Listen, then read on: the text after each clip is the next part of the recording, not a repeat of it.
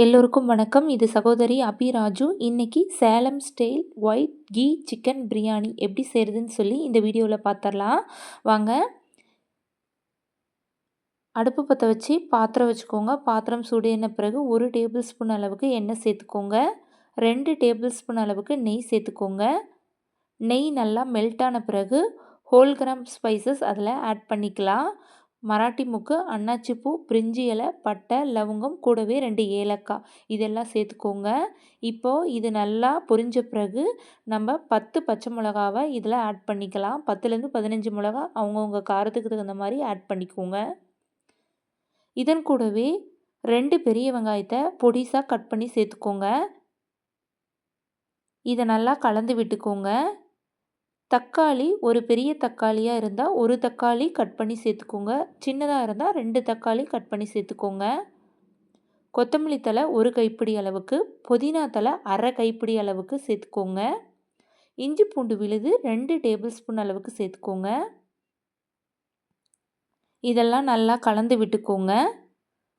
இன்றைக்கி பிரியாணிக்கு நான் சிக்கன் லெக் பீசஸ் எடுத்திருக்கேன். அதை 1 kg எடுத்திருக்கேன். 2 டைம்ஸ் வாஷ் பண்ணிட்டு அதை நம்ம மசாலாவோட சேர்த்துக்கலாம். இதன் கூடவே 1 கப் அளவுக்கு தயிர் நம்ம சேர்த்துக்கலாம்.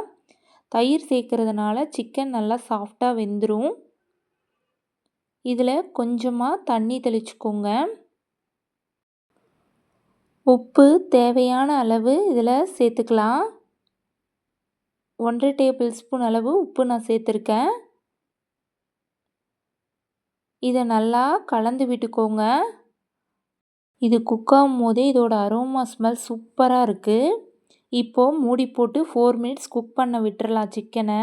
மூடியை இப்போ ஓப்பன் பண்ணிக்கலாம். நம்ம தேவைக்கேற்ப தண்ணி ஊற்றிக்கலாம். நான் 5 கிளாஸ் அளவுக்கு தண்ணி ஊற்றிருக்கேன். அதில் 1/2 லெமன் பிழிஞ்சு விட்டுக்கலாம்.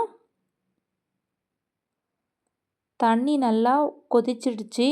சீரக சம்பா ரைஸை தண்ணி ஃபில்டர் பண்ணிட்டு ஆட் பண்ணிடலாம். சீரக சம்பா ரைஸ் 15 மினிட்ஸ் ஊறுனா போதுமானது.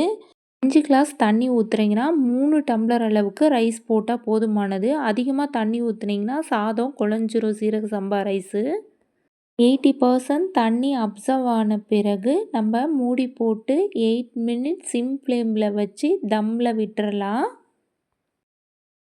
8 மினிட்ஸ் கழித்து நம்ம மூடி ஓப்பன் பண்ணி பார்த்தா நமக்கு உதிரி உதிரியான பிரியாணி சூப்பராக ரெடி ஆகிருக்கும். இதில் 1 டேபிள் ஸ்பூன் அளவுக்கு நம்ம நெய் விட்டு இதை நல்லா மிக்ஸ் பண்ணிக்கலாம்.